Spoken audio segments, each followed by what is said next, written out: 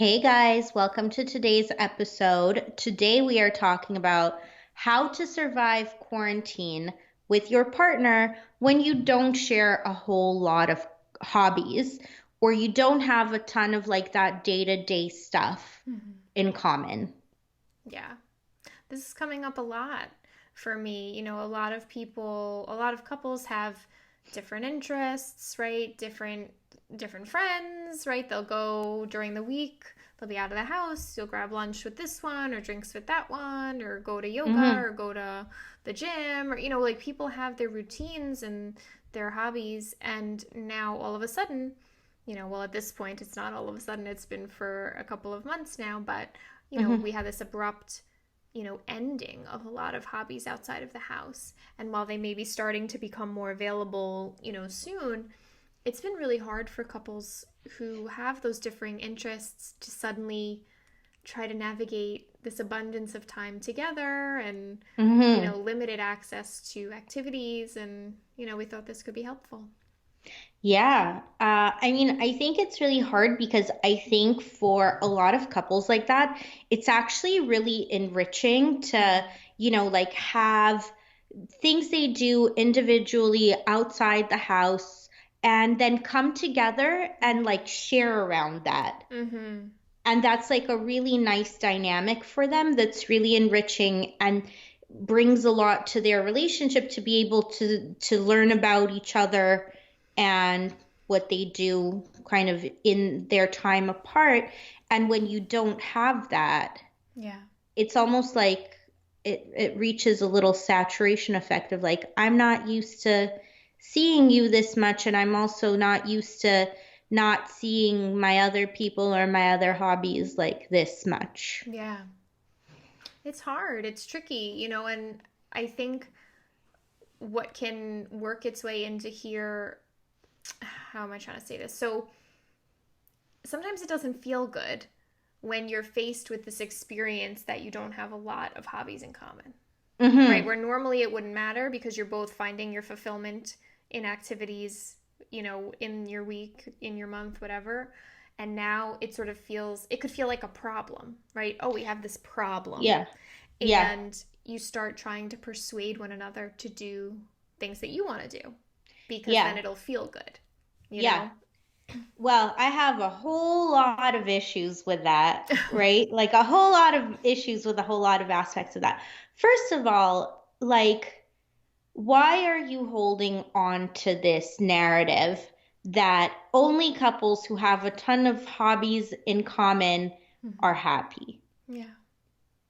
No, couples who are happy are couples who communicate well, who, manage conflict well, who build time for friendship, who build time for intimacy, who are emotionally attuned.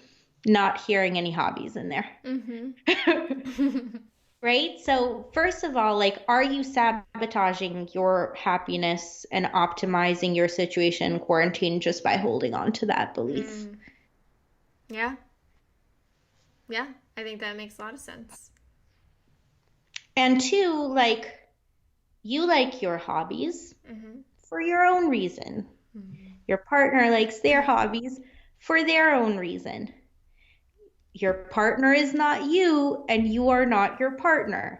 To try to now sell them on your hobby and it is way more sabotaging than you think because you're all of a sudden not just trying to get them to your side, you're trying to get them to your side and take the expert stance. Yeah. What's taking the expert stance in a relationship? Contempt. Yeah. And what does contempt do? Predicts divorce better than anything else. Yep. So you don't want to do that. You definitely don't want to do that. You don't want to be the one saying, like, this is what we should do, or why aren't you doing this, or you should do this with me, and this is the best activity we could do together, right? Mm-hmm. I think it's important, like you said, to know the like what narrative do you have in your head, right? Be Mm-hmm. clear on the beliefs you hold about this. And if the beliefs you hold about this don't serve you or your relationship, pick new beliefs, right? Mm-hmm. Pick new beliefs. Choose something different. What would serve you?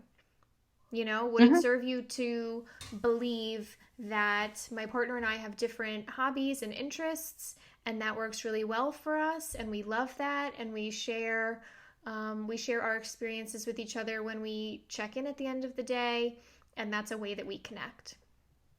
Great, write it down and read it once a day and start cultivating that new belief, because it's that straightforward. Like that's how you do it. um and then when you are in this situation where you do want to find something, right? It's okay to want to do things together. That makes sense. But Mm-hmm. you want to go through that process in a way where neither person ends up feeling pushed or coerced or criticized or Mm-hmm. judged, right? You want to do it in a Mm-hmm. way that's positive, that feels like a Yeah. collaboration. Exactly. And this is why I feel like the whole like looking for common hobbies Mm-hmm. can set your relationship up for failure. Like if you try a hobby together and you don't like it, it's like, oh, we're not compatible, Mm-hmm. right? Drawing really grand conclusions from pretty small BS things. Like Yeah. there are bajillions of hobbies out there. You tried one, but people will take that, especially at a sensitive emotional time, Mm-hmm. as like, oh, well, we failed. Yeah. That must mean X, Y, and Z about us, Yeah. right? Whereas, like, think about how long it took you to pick your hobbies. Mm-hmm. Yeah. Takes time, trial and error for sure. Mm-hmm. So I'm curious how, I know how I guide couples through this process, and I'm curious how you do it also. My initial step is usually, like, lately anyway, since quarantine, um, like, go make a list together of 10 things that you would both enjoy. Like 10 activities, whether it's watching a show, watching a movie, Mm-hmm. gardening, going for a walk, like as diverse as you want to get. Like take turns, one person throw an activity out there. If the other person's like, yeah, sure, put it on the list, right? And just go back and forth until you have 10. And then work your way through those 10 and see how you feel, what you like, what you want to take with you, what you didn't really like. You could always do that again and again. Mm-hmm. What about for you? I take quite a different approach. That's I'll say this. surprising. I take quite a different approach right now Mm, because this has come up a lot right now. In regular times, I take very much so a similar approach, but mm, I think in regular times, this looks quite different. mm-hmm, Uh, right now, I've literally just directly been telling people like there are two hobbies you should focus on if you don't have any. Cooking, because everybody needs to get fed, mm-hmm, and improving your intimacy, mm-hmm, because that never doesn't have a payoff. mm-hmm.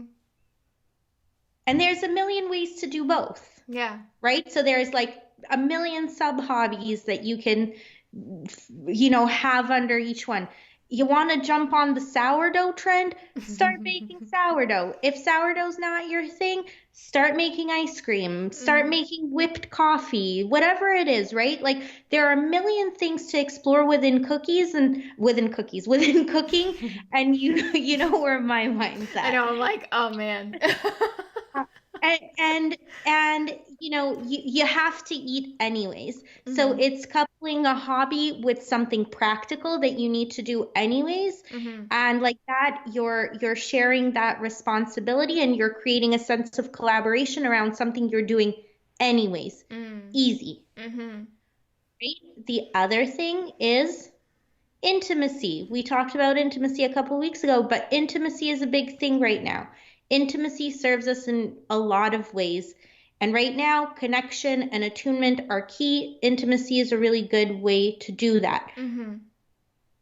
Practice intimacy, right? Like when people come to me and say, like, we're not good at sex, I say, well, how much sex are you having to know that you're not good at it? They Mm-hmm. go, not a whole right? Like there are a lot of things that fall under intimacy and Yeah. sexual exploration and getting like kind of sexually attuned with yourself. Mm-hmm.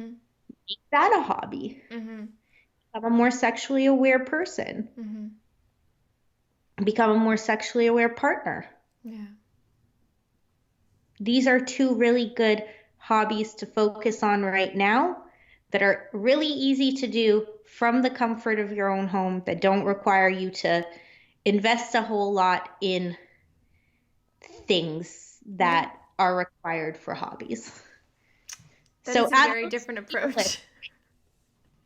What'd you say? Add those to Add the those list. to your list. Yeah, no, that's really helpful. So I think it's about approaching it from the mindset of there are going to be things that you both enjoy. Hmm. Like there are. You just have to be open and flexible and find them. And not Hmm. making it mean something when it's maybe not the first thing you think of. Hmm. Or not making it mean something when you try an activity and you're like, I could live without that. You Hmm. know? And not making it mean something if you don't want to choose a hobby to share.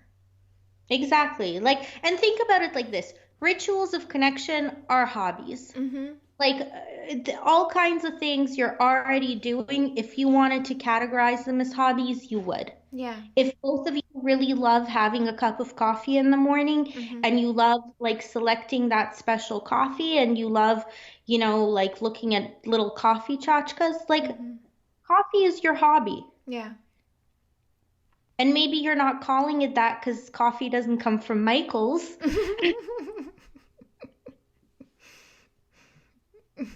but it's there, right? Yeah. Like, do have little things in common. It's almost like zoom in more Mm-hmm. to, or zoom out. I don't know. Zoom in some direction Yeah.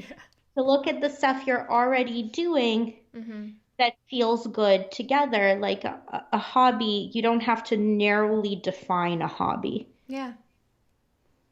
Cool. Awesome.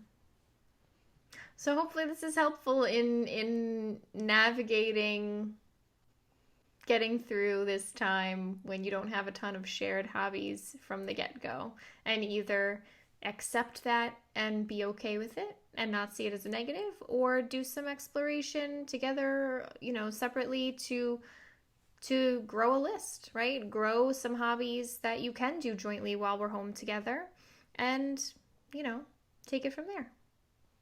So we hope.